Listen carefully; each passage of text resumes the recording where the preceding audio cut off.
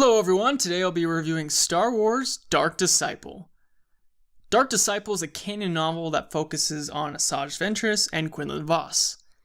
It was written by Christie Golden in 2015. The novel is based on 8 episodes of the TV series Clone Wars that were not produced due to the show being cancelled. So just a heads up, this review will contain major spoilers from the book if you have not read it. And also be on the lookout for another video later this week summarizing this book as part of my 2-minute summary series.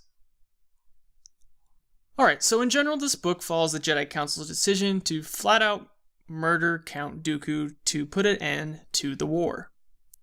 From the beginning of the book you can see both sides of the argument as we see how ruthless the war has become, especially for innocent bystanders. Quinlan Vos accepts the task to kill Count Dooku, and is told to align with Asajj Ventress, as she 1. Wants to kill Dooku as well, and 2. She knows the most about him and has tried before. We then follow the story of Vos trying to gain Ventress's trust as they become bounty hunters, and eventually a romantic relationship is then kindled. I will say that this book, from the beginning, is very engaging. You see that gray area in the Jedi Council, and you see how the Jedi have sought dark, desperate measures. I enjoyed Vos' personality, although I felt it a little too similar to the character of Han Solo, but for me, I still enjoyed it. The book was at its peak when Vos and Ventress, their relationship evolved over time. They were kind of rivals, kind of butted heads at first, but then you actually had this real growing relationship that you felt was real. You felt that genuine connection, and for the reader, I was surprised. I pretty much gave the thumbs up for Asajj. The book shows and does a great job that, she isn't the same person that we saw in the TV series in the first few seasons, and that she's changed, and she's actually okay to root for, which surprised me. The tipping point in the book's direction is when Vos and Ventress lose against Dooku, and Vos is taken prisoner and basically fully embraces the dark side of the Force.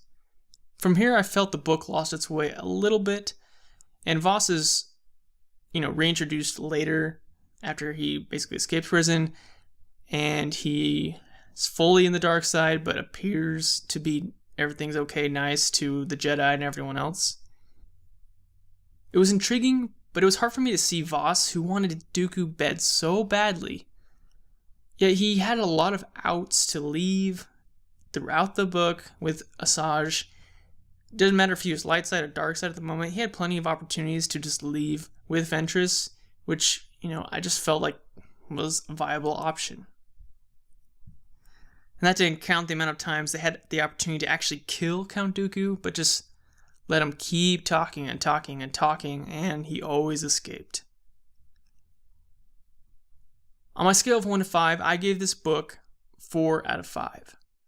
This book drew me in a lot more than I thought it would, and exceeded my expectations, so it got major points for that.